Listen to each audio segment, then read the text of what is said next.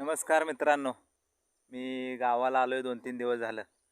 तुम्ही बघू शकता मी इकडे शेतात आलेलो आहे आणि एकाच शेतात आपल्याला काय काय भेटतं हे तुम्हाला आज दाखवणार आहे मी.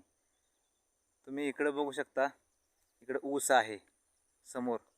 म्हणजे गावाला आल्यानंतर आपण एकाच ठिकाणाहून किती वस्तू घेऊ शकतो आणि तेही फुकट. बाहेर असल्यानंतर, शहरामध्ये असल्यानंतर सर्व गोष्टी आपल्याला विकत घ्याव्या लागतात. इथं तुम्ही बघू शकता इथं ऊस आहे.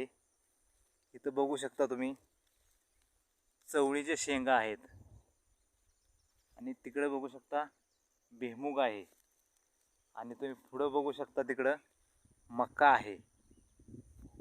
म्हणजे एकाच ठिकाणी आपण किती गोष्टींचा आपल्याला फायदा होतो किंवा आपल्याला फ्रीमध्ये त्या गोष्टी उपलब्ध होतात.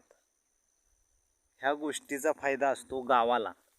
आणि तुम्ही शहरामध्ये गेल्यानंतर एकही गोष्ट तुम्हाला फुकट भेटत नाही किंवा फ्रीमध्ये भेटत नाही. सर्व गोष्टीला आपल्याला पैसे द्यावे लागतात. हेच अंतर आहे एक शहरामध्ये आणि गावाकडचं. म्हणून शेतकऱ्याला कधी तुम्ही कमी समजू नका. तुम्हाला शेती आवडते का आणि गावाला राहायला आवडतं का? नक्की कमेंट करून सांगा. धन्यवाद.